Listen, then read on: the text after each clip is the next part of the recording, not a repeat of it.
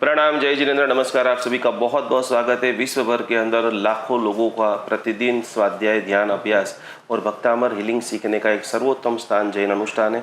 और आज हमें बेहद खुशी हो रही है कि जिन्होंने विचारों के अंदर, जबरदस्त जैन शासन के अंदर विश्व लेवल के ऊपर धर्म, भक्ति, विशिष्ट कोटि के पदार्थों को समर्पण किया है, ऐसे अनेक लाखों युवाओं के पथदर्शक पूज्य गुरुदेव आचार्य भगवान विश्व रत्न सागर जी महाराज साहब आज लाखों लोगों को मार्गदर्शन करेंगे। गुरुदेव कोटि कोटि वंदना। आज के अलग अलग विषयों को गुरुदेव आपके माध्यम से अभी वर्तमान की जो जैन धर्म की स्थिति चल रही है और हमारे जैन अनुष्ठान के करीबन 20 देशों के लाखों व्यूवर्स हैं, वो आपसे छोटे छोटे सवालों के साथ में जानना चाहेंगे कि भाई नया साल गुरुदेव आ रहा है, वर्तमान में धर्म का रिफॉर्म करना पड़े, यदि एक बड़ी ऊंचाइयों को आपको लेके जाना पड़े तो आपका मार्गदर्शन समग्र युवाओं के पास, क्योंकि युवा तो काम करने के लिए रेडी है, लेकिन एक पथ दर्शक की गुरुदेव जरूरत है, तो शुरुआत कहाँ से करें? नौजवान पीढ़ी समझना चाहती है। जी गुरुदेव। ऐसा नहीं है कि वो धर्म भ्रष्ट हो चुकी है पूरी, उनको भी कुछ अच्छा करना है, उनको भी आध्यात्मिकता में आगे बढ़ना है, उनको भी शांति चाहिए। सच्चाई यह है कि उनको अगर उस तरीके से ढंग से धर्म को प्रेजेंटेशन किया जाए तो 100% हमारी युवा पीढ़ी अध्यात्म के मार्ग पर, शांति के मार्ग पर, धर्म के मार्ग पर जरूर आगे बढ़ेगी। हो सकता है कि थोड़ी मेथड चेंज करनी पड़े, हो सकता है कि जिन विधियों को अभी तक हम उन तक पहुंचा रहे हैं उसमें थोड़ा सा उनको सेटिस्फाइड करके हम आगे बढ़ सकें। बाकी अगर पानी से पत्थर भी पिघल जाता है साहब, वाह, तो ये युवा है, कोई पत्थर थोड़ी है, इनका भी हाड़ चाम मांस का ही शरीर है। दुनिया में इम्पॉसिबल कुछ है नहीं। पत्थर में भी अगर धार हो सकती है, पत्थर में भी अगर घाट गढ़ा जा सकता है, तो इंसान को गढ़ना इम्पॉसिबल तो नहीं है। अगर मान लो कोई नौजवान अगर हमसे नहीं जुड़ पा रहा है तो इसका मतलब नौजवान की कमी मत ढूंढो, हमारी कमी ढूंढो कि शायद हो सकता है कि हम और अच्छे तरीके से उसको हम कन्विंस नहीं कर पा रहे हैं। शायद अगर ये प्रक्रिया हम अगर करें तो 100% नौजवानों में धर्म के प्रति बहुत क्रांति आ सकती है। बहुत ही डिटेल से गुरुदेव बता रहे हैं। गुरुदेव, आज हम 7 क्षेत्र का कुछ परिवर्तन लेंगे, चर्चा करेंगे। महिला यदि अपनी भूमिका यदि बेटर बनाए तो किस प्रकार से घर ही स्वर्ग बन सकता है, शांति आ सकती है, और अभी जो हेल्थ की चैलेंजेस आ रही है तो उसमें महिला का क्या रोल अच्छा बन सकता है? नारी शक्ति स्थिरता का प्रतीक है जी।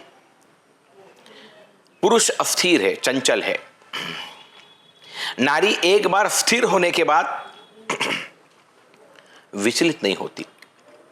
एक बार जिसको अपना मान लिया, जिसको पति मान लिया, जिसके साथ शादी कर ली, बस फिर वो उसी के बारे में सोचती है, उसी के बारे में चिंतन करती है, घर परिवार उसमें रची बसी रहती है और उसका पूरा संसार केवल उसी तक सीमित रहता है।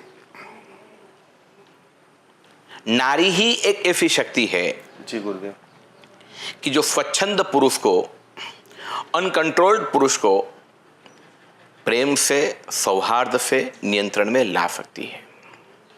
चाहे वो धर्म का क्षेत्र हो, चाहे वो अध्यात्म का क्षेत्र हो, चाहे वो अन्य कोई भी भूमिका हो।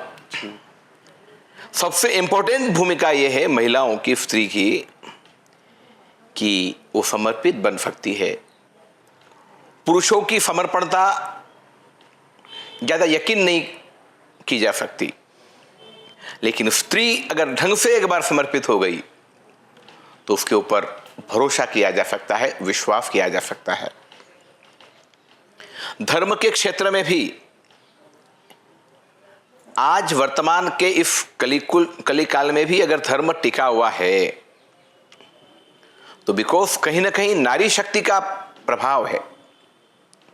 पूजा करने वाले लोग, पाठशाला जाने वाले लोग, संयम की ओर मार्ग पर आगे बढ़ने वाले लोग, धर्म की ओर अग्रणी होने वाले लोग, ये सब के पीछे अगर कहीं ना कहीं कोई किसी का प्रेरक परिबल है जी तो वो स्त्री शक्ति का है, नारी शक्ति का है।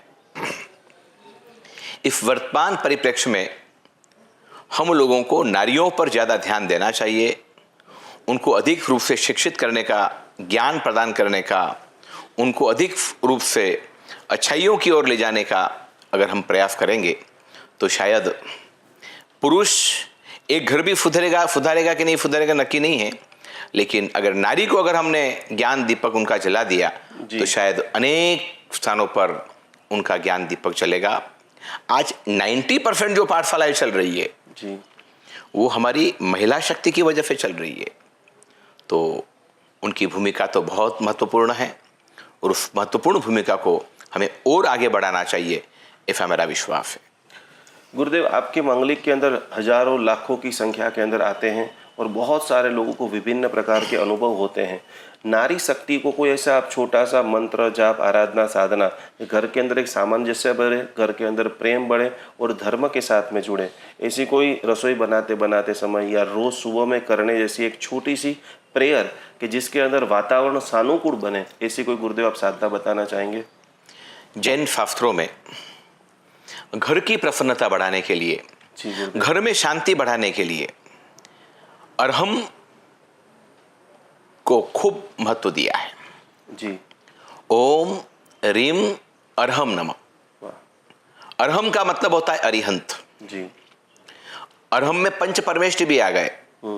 सारे नवकार मंत्र का सार अगर कहीं है तो वो अरहम है। ओम रीम अरहम नमः अगर इस प्रकार का भीतर ही भीतर मंत्रोच्चार अगर कोई व्यक्ति करता है जी तो 100% उसकी मानसिकता मजबूत होती है, स्थिर होती है, चित्त स्थिर होता है, विचलितता का अंत आता है, दारिद्र्यता का भी अंत आता है।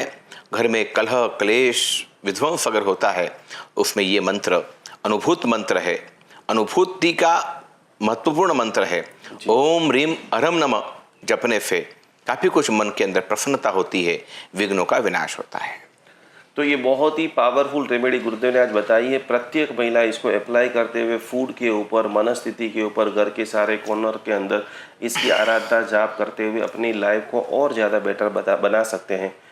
गुरुदेव, वापस वही प्रश्न आता है कि हमारा जो श्रावक का वर्ग है वो थोड़ा अभी भी कंफ्यूज है कि इधर जाओ उधर जाओ, इधर जाओ उधर जाओ। श्रावकों के अंदर स्थिरीकरण आए और आजकल बहुत सारे मिडिल क्लास और डाउन लोग और ज़्यादा डाउन डाउन डाउन होते जा रहे हैं, तो उसका स्थिरीकरण के लिए क्या ऐसी साधना आप बताएंगे?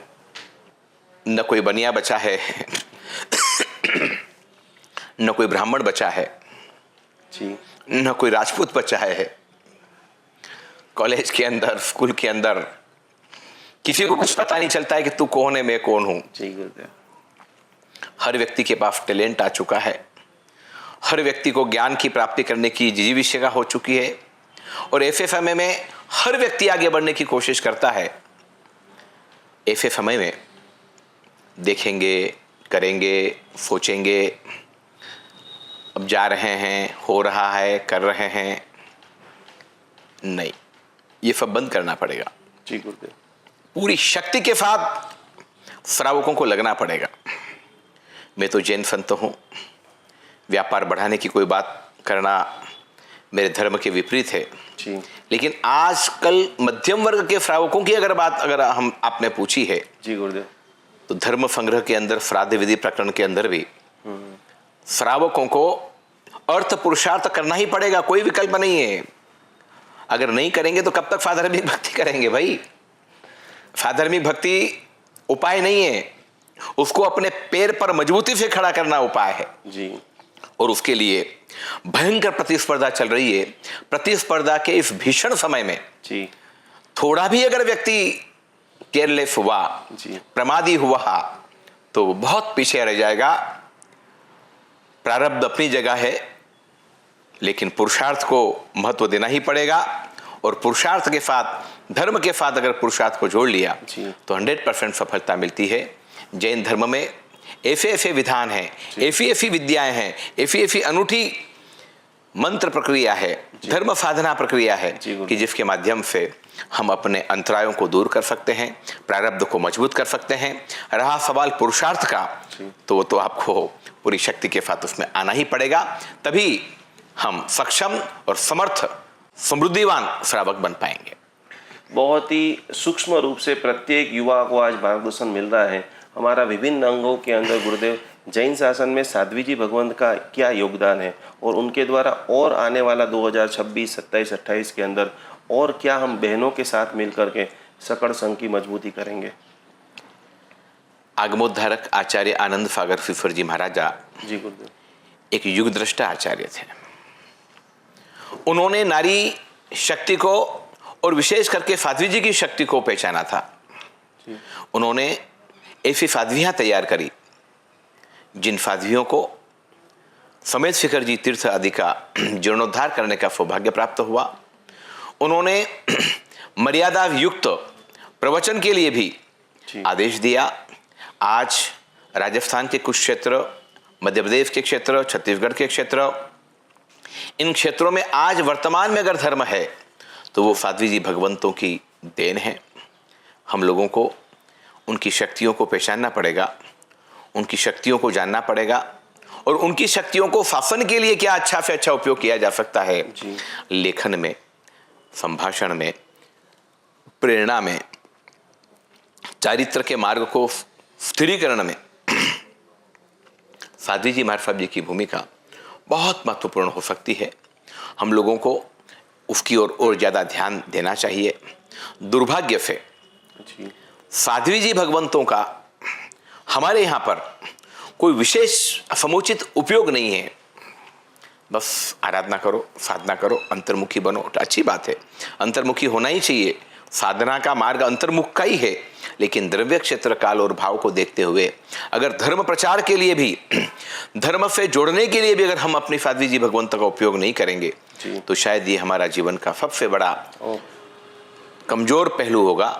हमें चाहिए कि हम उनकी शक्तियों को अधिक से अधिक जिन शासन के लिए हम उसका उपयोग करें। वैसी परिस्थितियों में कि आज कोई लड़का, कोई लड़की, कोई टैलेंटेड लड़का, कोई टैलेंटेड लड़की धर्म से जुड़ना नहीं चाहते हैं, ऐसे समय में साध्वी जी भगवंत, गुरु भगवंतों को अपनी शक्तियों का विनियोग करना चाहिए। जो 2-4-5% नौजवान जुड़ रहे हैं, 2-4-5% दीक्षा ले रहे हैं, इंजीनियर दीक्षा ले रहे हैं, डॉक्टर दीक्षा ले रहे हैं, बड़ी संख्या में दीक्षा का अच्छा माहौल बन रहा है। वो 2-4-5% युवकों को देख करके 95% युवकों के ऊपर गर्व मत करो। कुल ये 2-4-5% ही नौजवान धर्म की ओर आकर्षित है, बाकी को तो हम लोगों को लाना चाहिए, कोशिश करनी पड़ेगी और कोशिश करके हमें उनको अच्छे मार्ग पर लाने के लिए प्रयास करना पड़ेगा। तो यहाँ पर गुरुदेव अलग अलग पहलू को बता रहे हैं। गुरुदेव अभी चिनागम की परिस्थिति, हमारी जो ज्ञान भंडार है और वो पाठशाला की जो हमारी प्रवृत्ति है उसको और थोड़ा अपडेट करें तो उसका रोड मैप क्या हो सकता है। ज्ञान भंडार में कोई लोग जा नहीं रहे, पुस्तक सारे ऐसे ही पढ़े रहे हैं और पाठशाला धीरे धीरे मृत पाए हो रही है, तो उसको आप कैसे मार्गदर्शन करेंगे। सबसे बड़ी समस्या अभी जो दिखाई दे रही है जी गुरुदेव, वो ये है कि श्वेतांबर मंदिर मार्ग की आमनाई के अंदर हम लोगों ने स्वाध्याय के ऊपर जोर नहीं दिया। मैं दिगंबर संप्रदाय से जुड़ा हूं, उनके अनेक विद्वानों से जुड़ा हूं, स्थानक परंपरा के लोगों से जुड़ा हूं, उनके संतों से मिला हूं, तेरा पंथ परंपरा से जुड़ा हूं, उनके संतों से मिला हूं, उनके श्रावकों से मिला हूं। उन लोगों की शुरुआत स्वाध्याय से होती है। जी। सबसे पहले यह पढ़ाया जाता है कि सबसे पहले आपको कुछ नहीं करना है। धर्म अगर कहीं होता है तो वो कहां से होता है, तो वो स्वाध्याय से होता है। एक ग्रंथ दे दिया जाता है, 5 लोग इकट्ठे होते हैं, एक समझदार व्यक्ति उसकी एक एक बातों को पहुंचाने की कोशिश करता है। 3-4 लोग अगर कोई छोटा मोटा संशय पूछते हैं तो वो लोग उसका निराकरण करते हैं। ज़्यादा कोई बड़ा संशय हो तो कोई बड़े संतों से चर्चा करते हैं। ये एक स्वाध्याय की जो परंपरा है, ये हमारे मंदिर मार्गी आमनाय के अंदर कमोबेश नहीं है या कम है। इससे बड़ा दुर्भाग्य कुछ नहीं हो सकता है। सर्वाधिक ग्रंथों का सृजन मंदिर मार्गी आचार्य भगवंतों ने किया जी। फिदफेन दिवाकर, हरिभद्र फुरीफर जी, कलेकाल फरवग्न, यफ विजय जी, विनय विजय जी। इतिहास केवल यही कहता है कि एक भी स्थानक परंपरा के कोई वरिष्ठ संत ने कोई भी नया ग्रंथ बनाया हो तो आप मुझे दिखाइए। अच्छा। विद इन एक ग्रंथ जो ऐतिहासिक ग्रंथ बना हो, उसके सामने मंदिर आमनाय के हजारों गुरु भगवंतों ने लाखों ग्रंथों की रचना करी जी।